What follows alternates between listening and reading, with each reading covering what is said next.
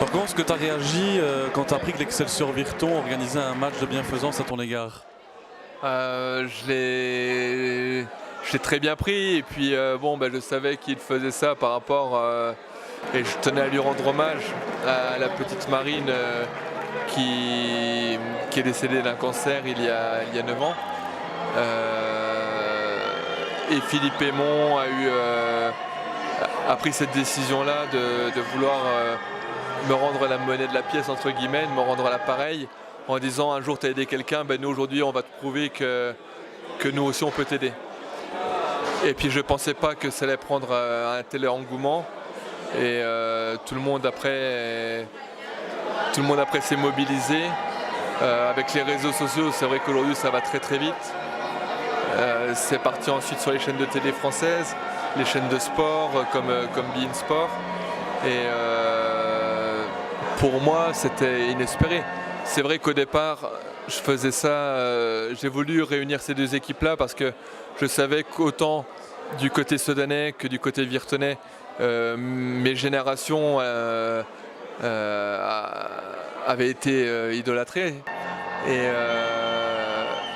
là aujourd'hui, je pense qu'il y a eu vraiment un très beau spectacle. Ça n'a pas joué à 100 à l'heure, c'était pas la Ligue des Champions, mais les joueurs se sont fait plaisir et ça leur a fait eux à eux aussi de se retrouver. Et puis je pense que ceux qui ont fait le déplacement ce soir ne sont pas déçus et que la prochaine fois que je reviendrai ici, je serai de la partie. Et quelles ont été tes impressions justement sur le match de ce soir? Je pense que tu m'as déjà dit un peu qu'il y avait du niveau, mais que ce n'était pas, comment vais-je dire? C'était simplement au niveau de la rapidité et de l'exécution. Mais bon, c'était bon enfant, il y a eu des petits duels, des petits coups d'épaule. On a retrouvé notre Thierry Joly de l'époque qui, même 10 ans après, il n'a pas changé, même pour un match amical, mais un match de bienfaisance. C'était vraiment rigolo à voir. Et puis on a vu encore du côté soudanais, parce que bon, du côté soudanais, ils ont tous la quarantaine bien passée. On a vu qu'au niveau technique, ils étaient encore là. Il y a eu des super beaux buts, je trouve, au niveau des phases de jeu, des conceptions. Donc moi je pense que le public qui a fait le déplacement, même si sur la fin il a fait un petit peu frais, va garder un bon souvenir de ce soir. Alors la somme récoltée, elle va te permettre d'être soigné au mieux. Est-ce que tu peux justement nous expliquer un peu ce que ça représente, le budget pour de tels soins?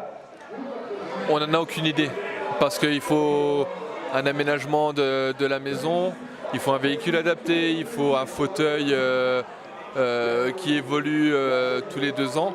Et surtout, c'est au niveau de mon travail.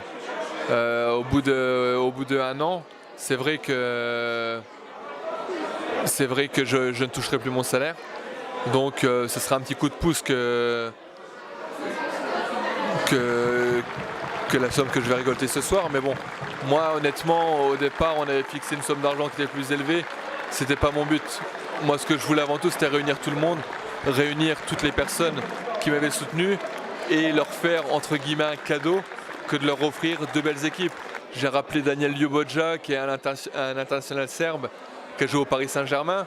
Il a fait 400 km, il est venu de Sochaux spécialement, rien que pour le match de ce soir. David Régis, même s'il n'a pas joué à Virton ni à Sedan, j'ai joué avec lui à Blé. Il a 2 Coupes du Monde à son actif, donc pour moi c'est un petit plus non négligeable pour la rencontre de ce soir. Actuellement, où en es-tu dans ta rééducation? Est-ce que les médecins sont optimistes? Les médecins ne croient plus rien, parce que je dépasse... Ils ne pouvaient pas se rendre compte qu'un jour, dans l'état dans lequel je suis arrivé, j'étais complètement tétraplégique. J'arrivais à peine à bouger un bras à l'époque, une jambe. Et finalement, avec mon kinésithérapeute, avec mon docteur, avec tout l'UGCAM, le groupe hospitalier qui gère en fait le centre de réadaptation, ils font un travail vraiment fantastique. J'ai 4 heures de séance par jour Donc je commence le matin avec de la musculation. Ensuite j'ai une heure de kinésithérapie. L'après-midi j'ai de l'ergothérapie. Et ensuite j'ai de la piscine ou encore une heure de kiné. Et là j'ai commencé l'équitation, donc l'équithérapie. Donc là ça fait... j'ai déjà fait 4 séances. Aujourd'hui j'arrive à lâcher le cheval, à tenir en équilibre dessus, à faire des parcours avec les yeux fermés. C'est quelque chose qui était pour moi improbable. Et qu'est-ce qui te motive autant à t'en sortir? C'est ton mental de sportif, tes amis, ta famille, parce que ces progrès, c'est incroyable. Faire du cheval alors qu'à la base tu es tétraplégique, c'est incroyable. Avant tout, c'est vrai que moi je me bats pour moi parce que j'ai construit quelque chose, j'ai construit ma famille, j'ai rencontré mon épouse, j'étais dans un état de sportif de haut niveau. J'ai eu 2 enfants qui sont merveilleux, qui ont 2 ans et 5 ans. Aujourd'hui, je ne peux pas abandonner ce que j'ai construit. Donc je veux redevenir l'homme que j'étais. Et pour moi, tous les jours, je me bats, c'est pour cela. C'est vraiment pour redevenir l'homme que ma femme a connu. Et quand il y a des coups de moins bien, ben forcément je pense à eux. Et je me dis, non, tu lâches pas. Si tu veux jouer avec Esteban, mon fils, au foot un jour, il ne faut pas que tu lâches. Si tu veux aller te promener ou courir avec Luna, ma fille, eh ben, il faut continuer. Donc je ne lâche jamais rien. C'est ce que tu dirais à quelqu'un qui est dans la même situation que toi? Malheureusement, on ne peut pas comparer parce que c'est du cas par cas. Moi, j'ai la chance de pouvoir récupérer. Il n'est pas dit qu'une personne qui aura la même chose que moi, parce que c'est tellement compliqué au niveau de la moelle épinière que chaque cas est différent. Donc on ne peut pas dire regarde lui, il était tétraplégique et aujourd'hui il court. Chose que c'est vraiment la chose dont je rêve. Mais ça peut donner vraiment un élan de courage. Il y a des personnes dans le centre où je me retrouve actuellement qui n'ont pas du tout la même pathologie que la mienne. Mais lorsqu'elles voient les articles de journaux ou les vidéos sur moi, ça leur donne vraiment un courage. Elles viennent me voir, elles me remercient carrément. Elles viennent parler avec moi, elles me demandent de où je puise cette force mentale-là. Et c'est vrai que mon passé de sportif de haut niveau m'aide et me sauvera.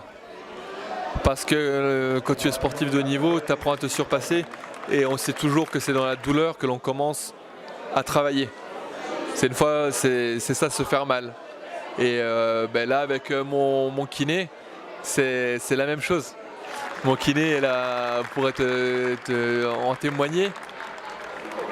C'est incroyable parce que lui, dès le départ, il a cru en moi, il a vu mes jambes. Et il m'a dit, ça faisait 3 jours que j'étais au centre de réadaptation, donc ça faisait 1 mois que j'étais blessé. Et il m'a dit, moi, je vais te mettre debout. Et je lui ai dit, mais c'est de la folie. Non, ne me dis pas ça, je sens pas mon corps, comment veux-tu que je me mette debout? Il m'a dit, avec la puissance que tu as encore dans les jambes, tu es capable et tu y arriveras, fais-moi confiance. Et il m'a mis debout. J'ai tenu 10 secondes debout et c'était incroyable.